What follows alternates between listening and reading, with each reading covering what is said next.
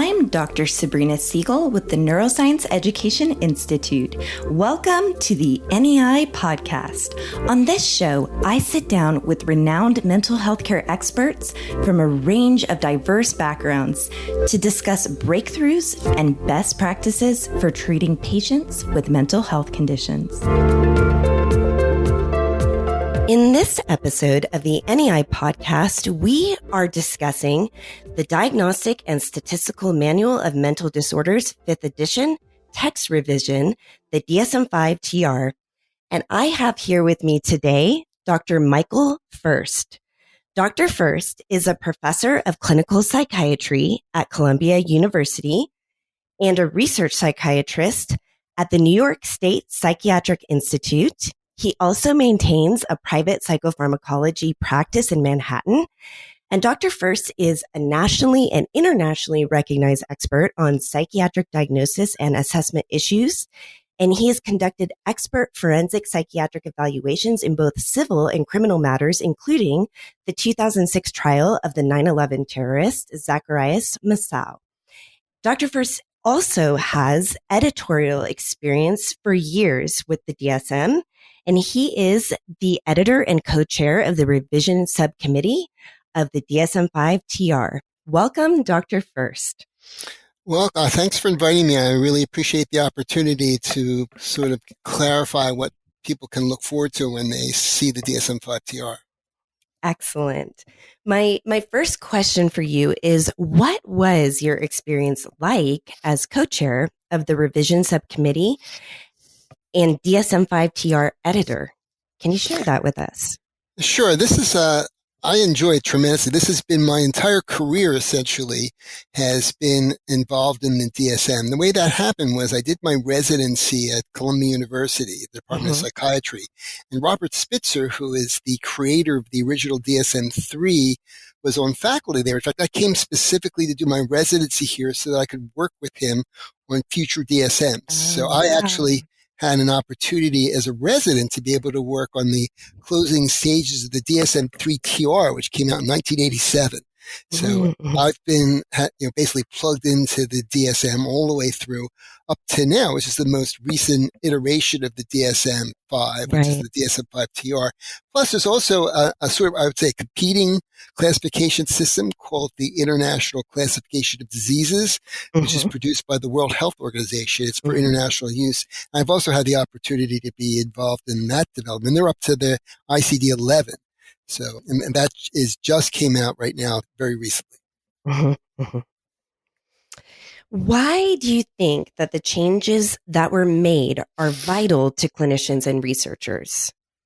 Well, let me explain what the TR is, because and how the DSM works. So the first time we ever did a text revision was for DSM-4. And the way that came about was, if you look at the beginnings of the DSM, they were roughly coming out every 7 years. So the DSM-3, which is the first version that had diagnostic criteria that really took over the world. Everybody was extremely happy to have some fairly easy to read and understand way of making diagnosis. So that really, and originally the DSM was mostly, it's a product of the American Psychiatric Association. So, and you'd think that this would just be something that psychiatrists would use. Because the DSM-3 was so groundbreaking, all mental health professionals realized how useful this would be for their clinical practice. So it's basically been adopted across all the mental health professions, even though it is in fact officially a publication of the American Psychiatric Association. So that version came out in 1980.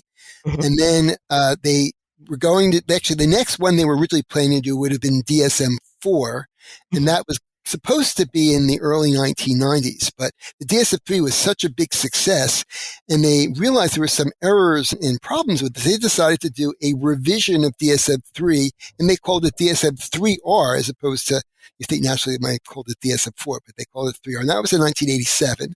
And then DSM-4 came out in 1994. So you see here, every 7 years, there was a revision. And when the DSM gets revised, they don't just revise the diagnostic criteria, and they don't just revise like which disorders to add and delete. They also revise the entire text. 95% of the DSM is the text, which talks about the different disorders, the differential diagnosis, the prevalence. I mean, it's become a pretty much standard text of the knowledge about mental disorders. In a way, it's much better than most textbooks because this is a huge project with hundreds of people involved. When your favorite textbook is put out, they'll assign a chapter to each person. There may be, 20, 30, 40, 50 people involved.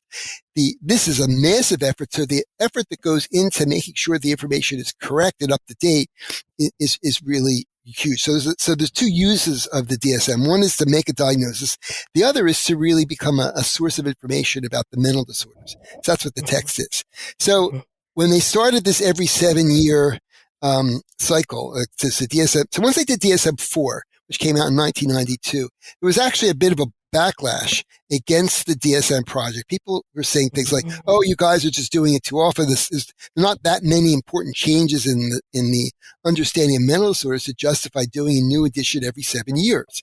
You guys are just doing it to make money." That was the subtext.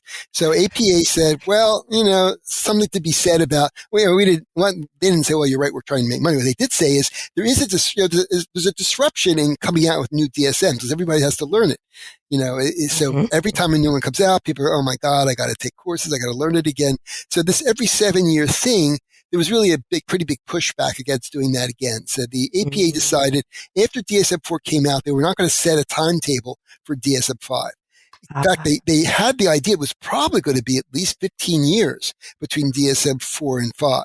So what happened, though, they realized because the text in the book is a resource for clinicians and students, it would be really crazy to wait 15 years before updating the DSM because the material would get woefully out of date.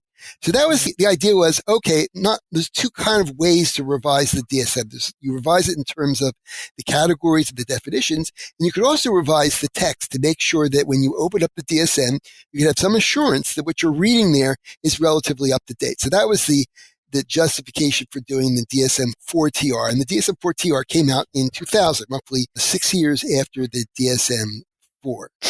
And the next edition of the DSM, which was the DSM-5, now it turns out there was a pretty big gap between the DSM-4-TR, sort of contradicts what I've said. So they basically waited until 2013 to release DSM-5. So there was a 13-year gap between 4 and 5. And I think that was a problem because I think, especially as we were working on 5, a lot of the things in the text for DSM-5 were really out of date.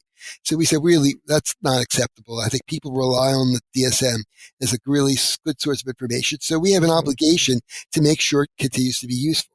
So when DSM-5 came out in 2013, soon after we said, we really have to think about doing a text revision again and make sure that the text is up to date. So that was the genesis of the 5-TR. But there's something actually very different about the DSM-5-TR, which is the one that is coming out this March, compared to the DSM-4-TR. Because when the DSM-4-TR was done, they made a commitment not to change anything in the DSM-4-TR except for the text.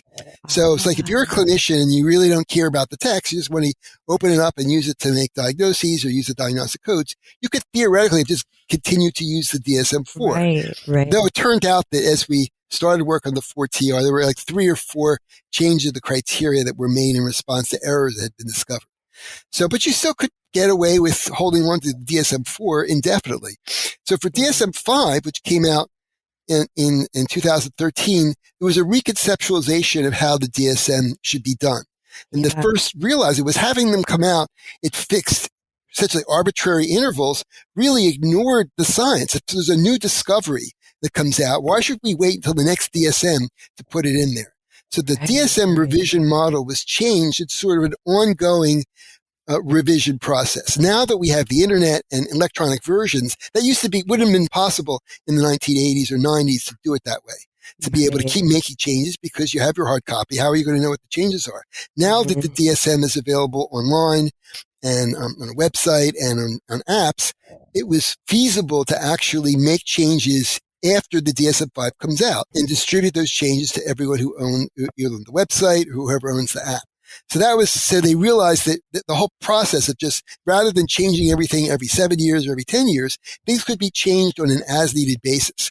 So after DSM-5 came out, there have continued to have been changes in the DSM-5 since 2013. And I will be talking about them a little bit later. But those changes, which weren't the case for DSM-4-TR now affect clinical practice. So there's a new disorder added, a lot of the disorders, the criteria sets have been changed. So this DSM-5-TR is actually a combination of a massive overhaul of the text plus actual changing the definitions and the adding a disorder, the diagnostic codes that everybody, needs to be able to get paid in front of those codes actually are, the people call them DSM codes, but they're actually not.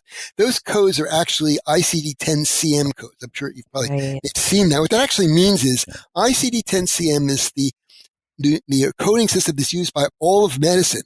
In order to get paid by any insurance company, including Medicare, Medicaid, and you write down a diagnosis, you must use the code from ICD-10-CM.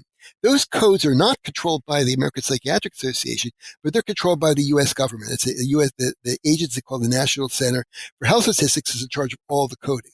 So since DSM-5 came out in 2013, some of the codes for the diagnostic categories have been changed by the government. So another thing that's in the DSM-5-TR is an updating of the code. So if you continue to use DSM-5, is a possibility that you could be using a code that actually had been updated since DSM-5 came out, and then you would therefore be using the wrong code.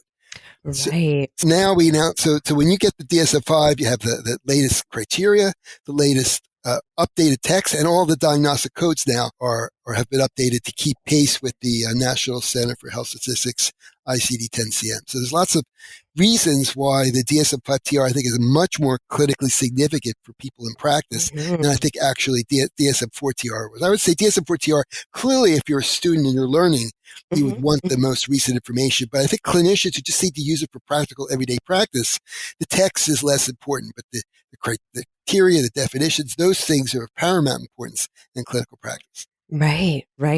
Wow, that was such great information. Thank you for sharing all of that.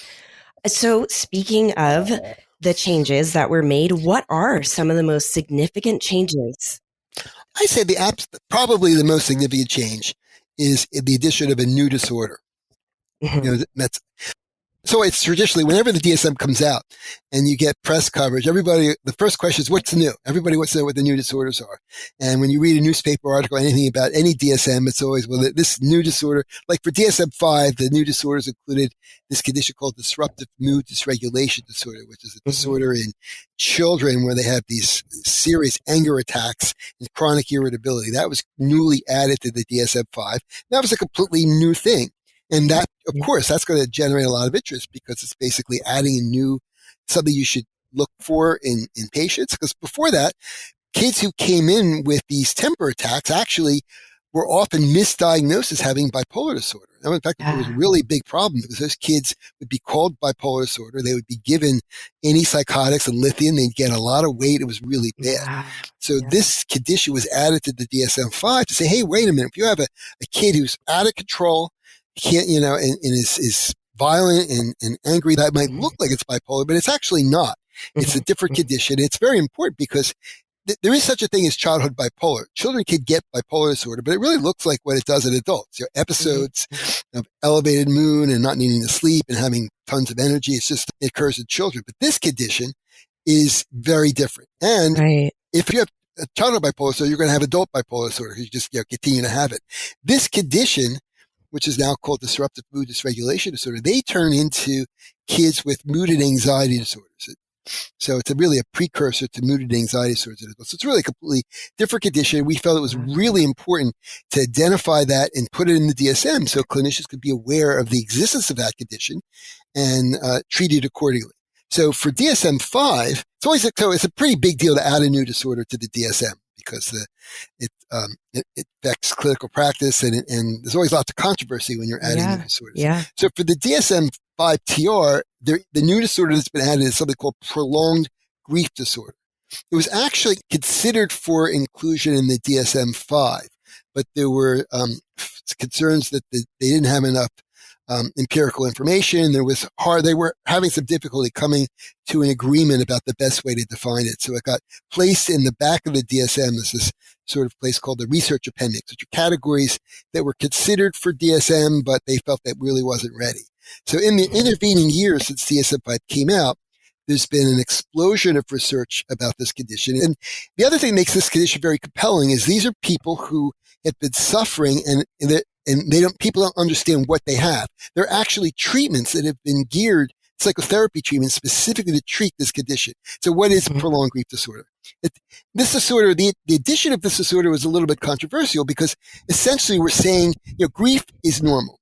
People while they're grieving could be non-functional. It could be really disruptive, but that's part of, dealing with the loss. The process, and the understanding is that you get over grief, you eventually resolve it. It's always there, perhaps in the back of your mind, but it no longer monopolizes your life. There are individuals, however, where that's not the case. When they start grieving, they never, ever get over it. Get over is a bad word because people don't ever get over grief truly. But when I say get over, they make it so they integrate it in their life. So it's something that they could, maybe on the anniversary of the death, they may feel sad. When they see a reminder of the deceased person, they may feel sad. But they're not preoccupied about the death. They may be for the several months afterwards. So prolonged grief disorder covers people that 12 months after the loss of the loved one remain preoccupied with the grief, yearning for the loved one. It monopolizes their life. So you can imagine if you have a patient like that a year after the death of a loved one, you could see, obviously, something's going wrong. I mean, people are not supposed to have grief lasting that long.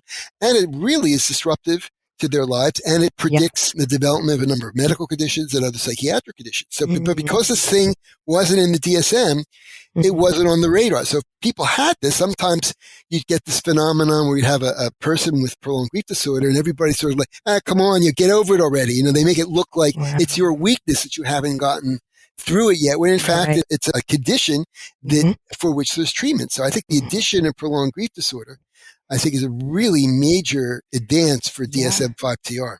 Absolutely. Absolutely. How was the impact of racism and discrimination on the diagnosis and manifestations of mental disorders addressed in this version? So what happened there is that, as everyone knows, that during the last, 10 years, there's been a George Floyd and Black Lives Matter. There's been a much greater sensitivity and awakening to issues like systemic racism, which really means racism that's so baked into the system that people aren't even aware of it. And the issue of race in medicine and in mental disorders is always been an issue. There's been studies which show that African Americans get worse care. They get misdiagnosed. There was a very interesting study that was done about 20 years ago that if you look at diagnoses of bipolar disorder versus schizophrenia, you're much more likely, if you have somebody that has the same exact symptoms, if you're African American, you're much more likely to be called schizophrenic. And if you're white, you're much more likely to be called bipolar, even though it's exactly the same. Wow. So what you see there is a bias, racial bias built into, it's the clinicians obviously who have the bias, not the patients. They're seeing, and that's, we could imagine how that would be a problem. People get treated differently. So there's always been some concern about, clinicians are human beings and we all have our biases, but when the biases start affecting the diagnoses you make and perhaps could cause you to make the wrong diagnosis, that's a real problem. So I think the field has been aware of that. And the DSM has always had a section called culture-related features, which sort of talks about the impact of culture on diagnosis. And there's been some statements there about racism, but it was relatively, low key. I think with the increased awareness of systemic racism, this is actually, when we started work on DSM-5-TR, I wasn't part of the original plan to go through the whole DSM and reread the entire book with an eye towards systemic racism. So somewhere in the middle, when everything was happening, the point was, hey, now that we're all aware of how important this is, since we are making all this effort to put out a new DSM, we really have the responsibility of going through the entire DSM, identifying statements which could be misleading and problematic. So we established a committee among the DSM-5 text revision committees, specifically who had the job of reviewing the entire DSM-5 text, looking for inadequacies with respect to dealing with race and ethnicity. So that's great. So we're very excited about that. I think the committee did a great job. Yeah, that's excellent. And it's so needed, so timely. Why do you think, speaking of time, why do you think so much time has elapsed, 9 years since the publication of the DSM-5 in 2013? Does this have a little bit to do with what you were talking about earlier? Yeah, there's a tension between, change is good versus change is disruptive. That's been the tension all the way through the DSMs. Everybody wants the greatest thing, but it's such a effort to have to relearn a new system that you really have to figure out, are the changes so compelling that it's worth making versus keeping it the same just to make clinicians' lives easier. So that's the balance. And because of the change in technology, as I said earlier, that we now have the ability to change parts of the book all the time. So for here, I think it's the same kind of thing. APA could put out a DSM every 3 years if we wanted to, but I think that the DSM is really science-based. I mean, we make the decisions based upon what's out there in the literature, and things don't change that quickly. So I think that even though it's been 9 years, I think it's probably fair to say that that's not that much. The changes, when you look at them, are not so radical that would make you say, well, we really should have done this 5 years ago. And the criteria they've hardly changed, but when they've changed based upon identifying errors. So I think so to me, from my perspective, especially compared to the gap between DSM 4 and 5, which was 20 years. The DSM-4 came out in 1994, and the DSM-5 came out in 2013. So there was a 15-year gap there between the two. So this seems more in line with how it really should be. Plus, as I think I said, the DSM itself continues to be subject to change, on an ongoing basis as new information comes in. Right. What are some examples of the updates that have been made to terminology and nomenclature? So, for example, one of the things that is, again, DSM has, even though it doesn't talk about treatment, that's one of the big, people need to understand that there's nothing in the DSM about treatment. In fact, we have a big prohibition about making any statement about treatment in the book, because that's another whole area. So the DSM is really totally confined to diagnosis. But, treatment issues do come up. So, for example, it's known that any psychotic medication could cause movement disorders. So there's actually a section in the DSM about conditions that are caused by the use of antipsychotic medication. So there's a terminology issue there, because the terminology that was used in psychiatry for antipsychotic medication, which comes from the 1950s, is called neuroleptic. Probably people have heard that term. It's somewhat anachronistic, because neuroleptic, that term actually has to do with the side effects of those medications, not what they do. So it's stuck because, when you have a term, it's very hard to move forward.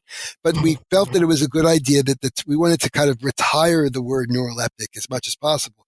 So we've gotten rid of it completely, with one exception. There is a condition called neuroleptic malignant syndrome, which is a very serious, potentially fatal condition that can develop in response to the use of antipsychotic medication. But because it's been around so long and people recognize that syndrome, we felt that it would have been a problem to change the name at this point. So the name only lives as part of that condition, but every other use of the word neuroleptic has been replaced with either antipsychotic medication, or, to make it a little bit more technical, antipsychotic or other dopamine blocking agent. It's a mouthful.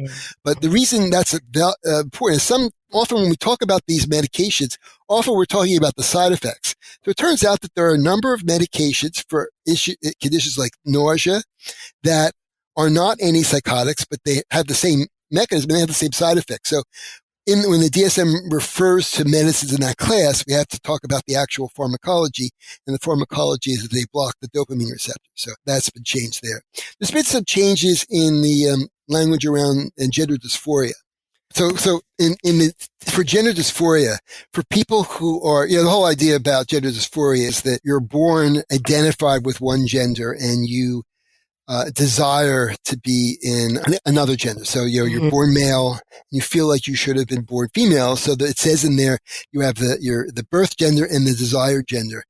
That's actually very misleading, because it makes it sound like this is something you choose to desire. It's the actual experience for people with gender dysphoria is they experience themselves as being the wrong gender, not something that they desire. In fact, very often it's very upsetting, that experience, that another name for gender dysphoria is gender incongruence, meaning that you just don't feel that the way your biology and how you actually experience it are in sync. So what this has been, it's been changed now to experienced gender rather than desired gender. Yeah. Okay.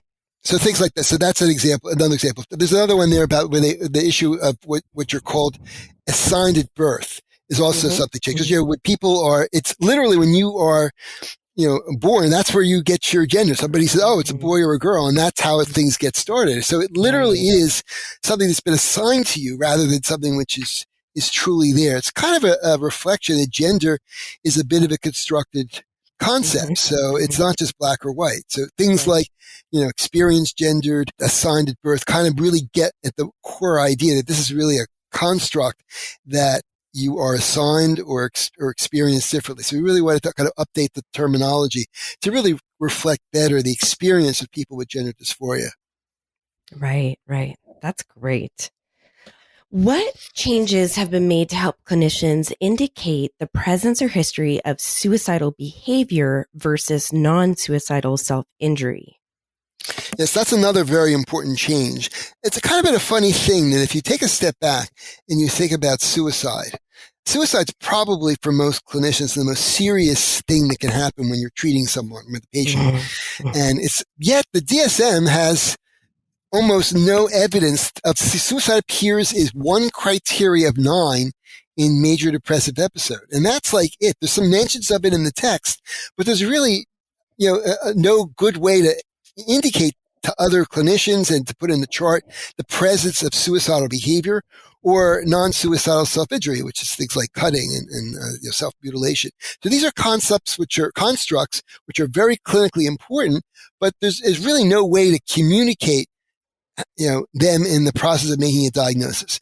So we realized it would be very helpful to allow clinicians to indicate whether or not the person they're seeing is currently having suicidal behavior or has had a history of suicidal behavior. And the same thing's true with non-suicidal self-injury, whether it's current or history. As you can tell from the name difference, the big difference between non-suicidal self-injury and suicidal behavior is the intent. So the behavior could be the same.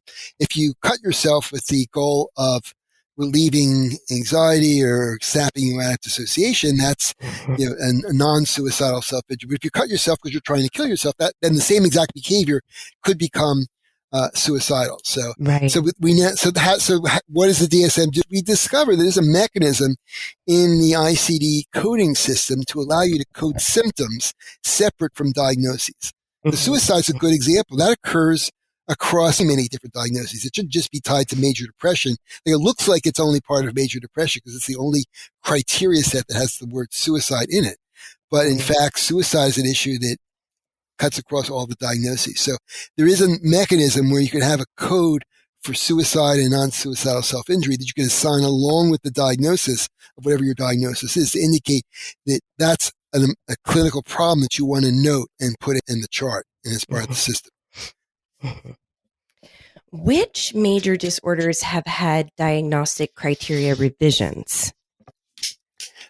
But this overall, like we did count, there's probably been changes to 70 criteria sets out of the 200 in the DSM. The vast majority of them are pretty minor.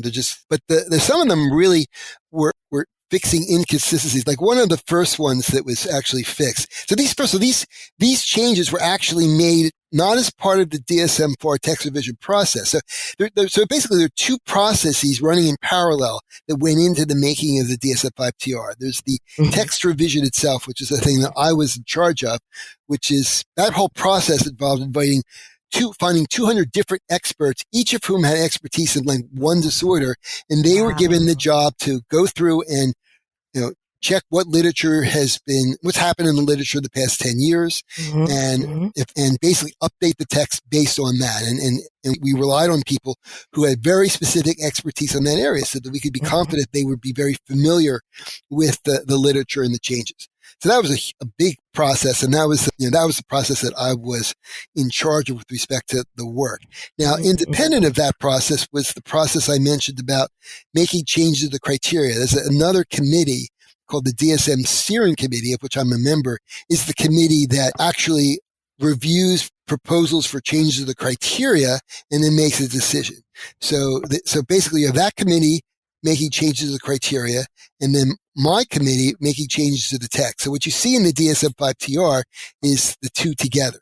So it's almost like the criteria set changes were really, and that is a very elaborate process. Making a change in a criteria required, you have to basically presenting the data to support that to several committees that had to vote on it.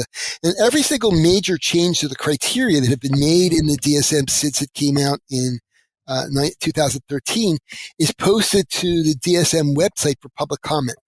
We're very sensitive to the idea of giving clinicians as well as the public at large an opportunity to comment on proposed changes. So things get posted on the website, and then you have 45 days to write in and give feedback. And then based upon that feedback is included in the decision making. So, certain things like prolonged grief disorder, which I mentioned already earlier in this podcast, is a good example. That was posted, the intention to add that.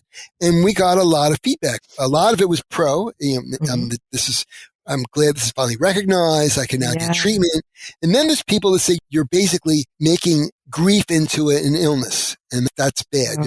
And there are people who, including people who've suffered from grief, who actually resent it being in the book. They feel like they're not, calling it a disorder somehow is delegitimizing their experience. Okay. Now, you're always going to get the problem. My experience, having worked on the DSM for 30 years, is always going to be these kinds of debates. Depending upon your perspective and where you are in the process, whether you're a patient or what your profession is, you could see these changes very differently, both as a really wonderful advance or as a disaster. So, right. I could see that. So for prolonged grief, we got both sides of the thing, and every single one of those comments was reviewed by the committee that had to decide what to do, and they were part of the decision. Ultimately, it was felt that we understand the people who were opposed to it, what their concerns were, but they had to make a decision that the advantages of adding a disorder like that outweighed the concerns, and that's why prolonged grief got in there. So all the major changes all went through a process where the outside world had an opportunity to weigh in on it, and then those opinions were taken into account in the final decision. Wow. So one of the changes you're saying about changes, a lot of it, sometimes it's just clarification. So if you look at autism spectrum disorder, so autism spectrum disorder has two parts to it. There's the A criterion, which is the changes in, deficits in social interaction. And then the second part of it is a restricted interest or activities. Now, autism spectrum disorder, as you probably know, has been a very controversial diagnosis, specifically about it being on the spectrum. This is a term that's now been thrown around everywhere. It's becoming incredibly commonly used and misused as a term. And there have been some explosions in the apparent prevalence of autism based upon, in the last 30 years. Pretty astonishing. And so there's been always concern of making sure that the diagnostic criteria for a condition like autism spectrum disorder is identifying the right people who really have the condition as having the disorder. So the A criteria, so one way they do that is, one thing that controls how likely you are to get a diagnosis is the cut point that's part of a diagnosis. So like if you look at ADHD, there are 2 sets of 9 symptoms, and they both require 6 out of 9. If you required only 5 out of 9 or 4 out of 9, you would up the prevalence. And if you raise that cut point to 7 or 8 out of 9, you would lower the prevalence. Which that would mean was there would be people who probably could benefit from treatment that wouldn't be able to get it because the threshold's too high. Or the other way around, if the threshold's too low, your people who don't really have the condition are going to be labeled as having it. So that's another constant consideration that is made when you're doing the DSM, which is, again, finding the right balance between identifying the people who would benefit from the diagnosis and not over-labeling people who really shouldn't have the diagnosis. So autism has been, the focus is on the last 20 years on autism and why are the rates going up? Is that a legitimate thing? Are they going up? So there's been a sensitivity to the risk of over-diagnosis of autism spectrum disorder. So with respect to the criteria for the condition, the A criteria and the B criteria, the number of required items has a lot to do with what the prevalence is going to end up being. So for the A criteria, what the intention was for DSM-5 was that all three of the items have to be there to say that you have the A criterion. And then the B one, I think, was 3 out of 4. I can't off the top of my head, remember. Mm-hmm. So, but the problem was that the way the criteria was written in DSM-5, it wasn't clear whether all three. It was written very ambiguously, and some people thought it did not require all three. It could have been any of those three. So, the change there was the wording now has been changed to make it clear that it's all three are required to make a diagnosis of autism spectrum disorder. Another example of a kind of a similar thing, which was a criteria set that wasn't constructed properly. Another new condition that was added to the DSM-5 was a condition called avoidant restrictive food intake disorder that goes by the name ARFID. What that is, that's a condition, it's sort of like anorexia without the belief that you're fat. These are people who are very thin and malnourished, but it's not because they're restricting their eating because they think they're overweight. It's for some other reason. And it could be that like one example, you have a child who only eats white food there are people who have very strange eating habits. You can end up with pretty severe malnutrition because of your eating behavior. So it's basically a spot to take individuals who have severe either underweight or nutritional deficiencies because of their behavior apart from wanting to restrict their calories because they're worried about getting fat. So that's a catch-all category there.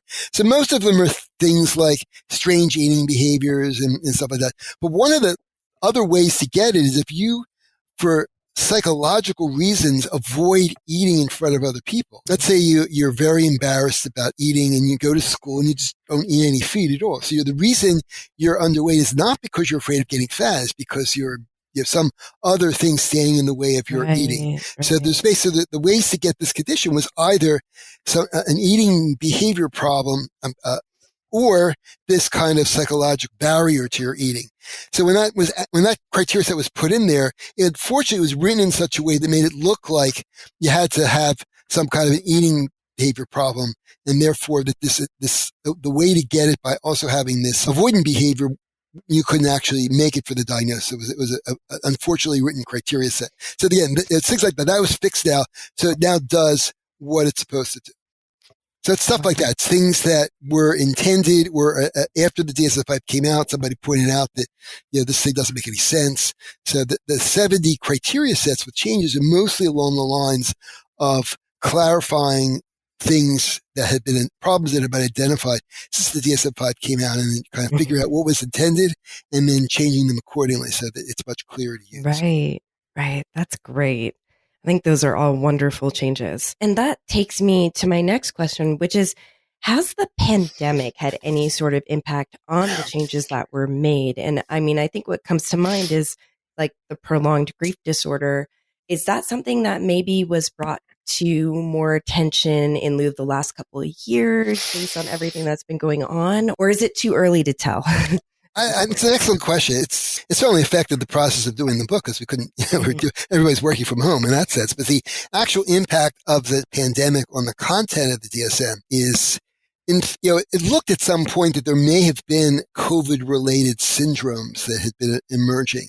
So you could say, well, there's no question that COVID affects the central nervous system and has psychiatric sequelae, including long COVID, which is part of that as a psychological component. So if the data were really good enough to say that there was a clear, well-defined COVID-related disorder, then perhaps we could have considered that. But we're way, way too early in our understanding about COVID and the neuropsychological effects to be able to do that. So maybe, the next DSM, if we learn more and more about what long COVID is and how much of it's psychological, there may eventually be a post-COVID condition that is a psychiatric condition. But that would eventually, presumably, if it's valid and clinically useful, make it into some future DSM. But we're at this stage of the process, it really didn't have much impact on me at all. Got it. Okay, that takes me to my last question, which is, what do you believe is the most effective way for clinicians to incorporate the DSM-5-TR into their clinical practice? That's a good question. There will be articles and teaching material that will be coming. I'm probably going to be giving lots of lectures summarizing the changes in more detail with slides that I was able to do here. But that's one way. There's going to be articles written. And so there'll be some materials available for people to get the overview of what the changes are. I mean, luckily the changes are not, so numerous or complicated. I mean, unlike when DSM-5 came out, most people were pretty overwhelmed about the prospect of adopting that because there's such a big change. This luckily is more of a incremental change. So I think it'll be easy to get in a lecture like what the major changes are and how it will affect your practice. And then you have the ability to use the book as a utility to improve your practice that way. We're not going to point out all the hundreds of thousands of changes in the text, but they're just there. I mean, when you open up the text and you start using it, like all the things I mentioned about race and racial inequities, that's now baked into the text now. So there's nothing staring you in the face about that, but that's all new material that's been added. So if you just open up the DSM-5-TR, the material you will get from it includes a lot of really important advances. The things that the things that are real practical that affect your practice is using the right code, being aware that there's a condition called prolonged grief disorder, so that you're on the lookout for it with your conditions. Being aware that there is these codes now for suicide and non-suicidal self-injury. But if you're not aware of it, you'll never use it. The first step in being able to implement something is awareness of that it's there and how it's best used. So there will be some attempts to spread the word about these new advances. Yeah. Absolutely. Well, thank you so much, Dr. First, for sharing so much incredible information and timely information with all of us. This is so exciting. And thank you for being on our show. Great. Thank you for inviting me. Thank you so much for joining us for another episode of the NEI podcast. Please let us know what you'd like to hear more about by leaving a review. Don't miss another episode. Subscribe today.